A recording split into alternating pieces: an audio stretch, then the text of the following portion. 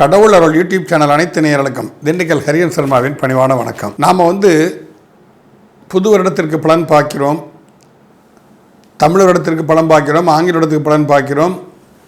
வருட கிரகங்களான சனி, குரு, ராகு, கேது இவை அனைத்திற்குமே பலன்களை பற்றி நாம் பேசிக்கொண்டு வருகிறோம். ஆனால் பொதுவான ஒரு வழக்காடல் ஒன்று, தை பிறந்தால் வழி பிறக்கும். ஆனால் அந்த தை பிறந்தால் யார் யாருக்கு வழி பிறக்கும், இதை பற்றி நம்ம இது வரைக்கும் அதிகமாக பேசினதே இல்லை. அதனால் இந்த தடவை அதை பற்றி உத்தராயண புண்ணிய காலத்தினால் கிரக நிலையின் காரணத்தினால் ஏற்படக்கூடிய விளைவுகளை பற்றி நாம் இங்கு பேசலாம் என்று தான் இருக்கிறோம். இந்த தை மாதம் விருச்சிக ராசியிலும் கடக லக்னத்திலும் பிறக்கிறது. லக்ன ஏரி நட்சத்திரம், சந்திரன் ஏரி நட்சத்திரம் இரண்டுமே சனியின் நட்சத்திரமாக இருப்பதுங்கிறது ஒரு அற்புதமான ஒரு விஷயம் என்று கூட நாம் எடுத்துக்கொள்ளலாம். காரணம் என்னன்னு சொன்னால், சனி பகவான் இந்த வருஷம் பெர்த் யோகியாக இருக்கார். இந்த தை மாதம் பிறக்க நேரத்தில் கண்டம் நாம யுகம், அதில் சனி பகவான் பெர்த் யோகியாக இருக்கிறார். சந்திரன் அவயோகியாக இருக்கிறார். அந்த சந்திரன் அவயோகியாகி நீசமடைந்திருப்பது பொதுவாக ஒரு நல்ல விஷயம் என்று தான் நாம் எடுத்துக்கொள்ள வேண்டும். இந்த வருடம் தை மாத பிறப்பு என்பது பொதுவாகவே உத்தராயண புண்ணிய காலம் என்பது மிகவும் மகத்துவமிக்க காலம். ஏன்னு கேட்டால், தட்சிணாயன புண்ணிய காலத்தில் முடியக்கூடிய நேரத்தில் இறைவன் மக்கள் தொகை, பூமியின் பாரத்தை குறைப்பான். பல உயிர் சேதங்கள் நடக்கும். உலகம் பூரா எங்கெல்லாம் என்னெல்லாமோ நடக்குது. நம்ம இந்தியாவில் நடந்தது தான் நமக்கு தெரியுது. அப்போது அந்த உத்தராயண புண்ணிய காலம் என்பது அப்போ சூரியன் துலா மாதம் சொல்லக்கூடிய ஐப்பசி மாதத்தில் நீசமாகி அதிலிருந்து சிறிது சிறிதாக பலம் பெற்று அவர் மகர ராசியில் சந்திக்கக்கூடியதான் மகர சங்கராந்தி என்று நாம் எல்லாம் சொல்கிறோம். அந்த மகர சங்கராந்தி என்பது உத்தராயண புண்ணிய காலத்தின் ஆரம்பம். உத்தராயண புண்ணிய காலத்தில் தான் பல மேன்மையான தன்மைகள் எல்லாம் நடக்கின்றன. அந்த உத்தராயண புண்ணிய காலத்தில் தான் பீஷ்மர் கூட தன் உயிரை மாய்த்துக் கொள்வதற்காக காத்து கொண்டிருந்தார். உத்தராயண புண்ணிய காலத்தில் யார் ஒருவருக்கு மரணம் நிகழ்கிறதோ அவர் உண்மையிலே சற்று புண்ணியவான்கள் என்றெல்லாம் கூறப்படுகிறது. அயன தர்ப்பணம் பண்ணும்போதும் அப்படி தான். தட்சிணாயன உத்தராயணம் பிறந்த பிறகு தர்ப்பணம் பண்ணணும்னு சொல்லுவோம். அந்த வகையில் பார்க்கும்போது 15ஆம் தேதி 15/1/2026 அன்றைக்கி காலையில் தர்ப்பணங்கள்லாம் பண்ணணும் எல்லாருமே. இப்படி இந்த உத்தராயண புண்ணிய காலம் பிறக்கக்கூடிய காலகட்டத்தில் சிம்மத்தில் கேது, விருச்சிகத்தில் சந்திரன், தனுசில் புதன், செவ்வாய், மாந்தி, மகரத்தில் சூரியன், சுக்கிரன், கும்பத்தில் ராகு, மீனத்தை சனி, மிதுனத்தில் குரு, இந்த தன்மையில் இந்த உத்தராயண புண்ணிய காலம் பிறக்கிறது. இந்த நிலையில் 12 ராசிகளுக்கும் என்ன என்ன நிகழ்வுகள் நடப்பதற்குண்டான சந்தர்ப்பங்கள் இருக்கின்றன என்பதை நாம் வரக்கூடிய பதிவுகளில் பார்ப்போம். தனுசு ராசி நேயர்களே, உங்கள் ராசியாதிபதி 7ஆம் இடத்தில் அமர்ந்து கொண்டு உங்கள் ராசியை பார்க்கிறார். உங்கள் ராசியிலேயே செவ்வாய், புதன் மற்றும் மாந்தியின் சஞ்சாரங்கள் இருந்து கொண்டு இருக்கின்றன. ராசியில் மாந்தி இருந்தாலே அது ஒரு வகையில் முன்னோர்கள் சாபத்தை காட்டக்கூடிய ஒரு விஷயமாக கண்டிப்பாக இருக்கும். இந்த மகர சங்கராந்தி காலத்தில் நீங்கள் கண்டிப்பாக தர்ப்பணங்கள் பண்ண வேண்டும். இதுவரை திதியே கொடுத்ததில்லை, எப்போ இறந்தாங்கன்னு திதியே தெரியாதுங்கிறதெல்லாம் கண்டிப்பாக ராமேஸ்வரர் திலகோமம் கண்டிப்பாக கொடுக்க வேண்டும். உங்களுக்கு 2ஆம் இடத்தில் உங்கள் பாக்கியாதிபதி சூரியன் அமர்ந்திருக்கிறார். 6 மற்றும் 11ஆம் அதிபதி சுக்கிரனும் அமைந்திருக்கிறார். சூரியன் சுக்கிரன் சேர்க்கை என்பது சற்று ஒரு சின்ன பின்னடைவு என்று தான் சொல்லணும். ஏன்னா சூரியனோடு சேரும்போது சுக்கிரன் சுக்கிரனின் சுக்லம் என்று சொல்லக்கூடிய அந்த விந்தணுக்கள் குறைபாடு, ஆணாகட்டும் பெண்ணாகட்டும் இருவருக்குமே அது குறைபாடுகளை கண்டிப்பாக கொஞ்சம் கொடுக்கும்.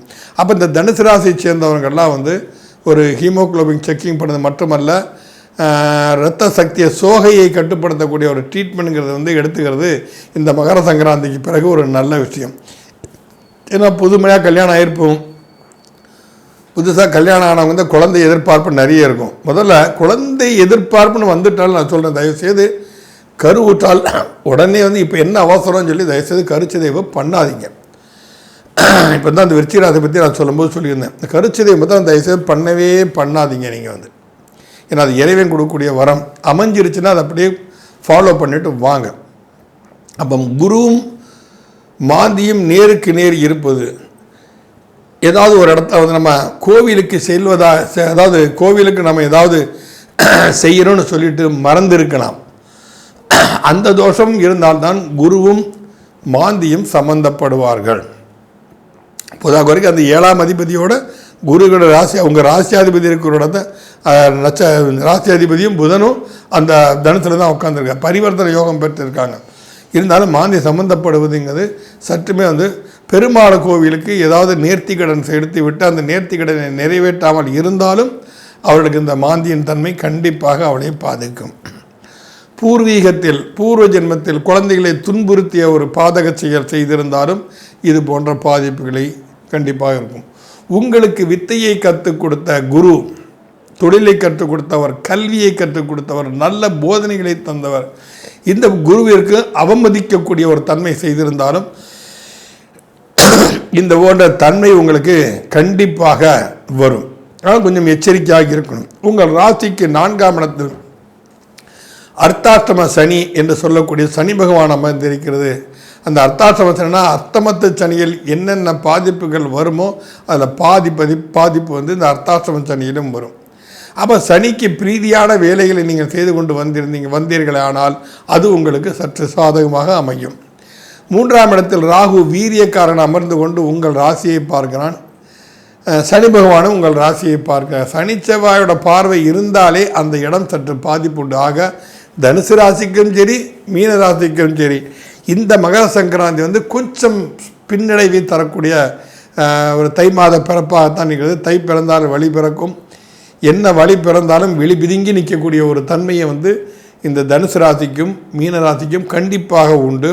அப்போ ராகு வேறு உங்கள் ராசியை பார்ப்பது, ராகு வந்து கிட்டத்தட்ட டிசம்பர் 2026 டிசம்பர் 5ஆம் தேதி தான் பயிற்சியாளர். அது வரைக்கும் உங்கள் ராசியை வந்து ராகு பகவான் வந்து பார்வையிடுகிறார். அவர் ராகுவான் பார்வையிடும்போது ஒரு ஆக்ரோஷம், ஒரு வேகம், ஒரு கோபம். ஏன்னா செவ்வாய் ராகு சேர்க்கையே அப்படி தான். செவ்வாய் ராகு சேர்ந்தாலே போனால் ஒரு முரட்டுத்தனம், சம்பந்தமே இல்லாத நாம் தலையிடுது, சம்பந்தமே இல்லாத அடிதடி பண்ணுறது. நீங்கள் இந்த கூலிப்படைகள்லாம் பாருங்கள், இந்த செவ்வாய் ராகு சேர்க்கை இருக்கும். அவனுக்கு விரோதமே இருக்காது, எவனோ கொடுத்த காசுக்கு போய் அடிப்பானோ வைப்பாங்க. இந்த மாதிரி தன்மைகள்லாம் இருக்கும். இந்த மாதிரி தேவையற்ற ஒரு கோபதாபங்களுக்கு நீங்கள் ஆளாக வேண்டி வரும். அதை குடும்பத்தை காட்டலாமா? நம்ம குடும்பம் இல்லையா, நம்ம மனைவி, நம்ம கணவன், நம்ம குழந்தைகள், நம்ம தாய் தந்தையர்கள், அவர்கிட்ட போய் நம்ம என்னத்தை வீரத்தை காட்டுறது? அதெல்லாம் தப்பு. அந்த மாதிரி விஷயத்துக்கெல்லாம் உங்களுக்கு வந்து ஒரு உணர்ச்சி பூர்வமான நிகழ்வுகள் ஏற்படும். அதிலிருந்தும் உங்களை நீங்கள் பாதுகாத்து கொள்ள வேண்டும், அமைதியை கடைபிடிக்க வேண்டும். போதாக வரைக்கும் 9ஆம் இடத்துல, உங்கள் ராசிக்கு 9ஆம் இடத்துல கேது பகவான் வேறு சஞ்சரிச்சிட்டு இருக்கிறார். இந்த மகர சங்கராந்தி என்று சொல்லக்கூடிய தை மாத பிறப்பிற்கூடிய தினத்தில் என்னது. அப்போ என்ன அப்படின்னு சொன்னால், தந்தையிடம் மனக்கிளேசங்கள் ஏற்படும். தந்தையை பிடிக்கும், ஆனால் தந்தையோட பேச்சு பிடிக்காது. இந்த மாதிரி தன்மைகள்லாம் அவங்களுக்கு வந்து கண்டிப்பாக நடந்து கொண்டு இருக்கும். அதற்கு வந்து விநாயகர் வழிபாடு நீங்கள் டீப்பாக பண்ணணும். டெய்லி பிள்ளையார் கோயில் போங்க, 5 கூட்டுங்க. சுக்லாம்பரதரம் விஷ்ணும் ததிவண்ணம் ததுர்புஜம் பிரசன்னவதனம் தியாய சர்வ விக்னோப சாந்தையே என்று அருகம்புல் மாலை சாற்றி நீங்கள் தினமும் வழிபட்டீர்களே ஆனால், விநாயகர் கோவிலில் வழிபட்டீர்களே ஆனால், பாக்கியஸ்தானத்திற்குரிய கேதுவினால் ஏற்பட பாதுக்கள் விலகி அதுவே ஆசீர்வாதமாகி ஒரு அதீத நற்பலன்களை கண்டிப்பாக கிடைக்கும். மீண்டும் அடுத்த பதிவில் மகர ராசியில் சந்திப்போம். நன்றி, வணக்கம். கடவுள் அருள் டிவியை பார்த்தமைக்கு நன்றிகள். மேலும் இது போன்ற தகவல்களை தெரிந்து கொள்ள கடவுள் அருள் டிவியை சப்ஸ்கிரைப் செய்யுங்கள். மறக்காமல் பெல் ஐக்கானை கிளிக் செய்யுங்கள்.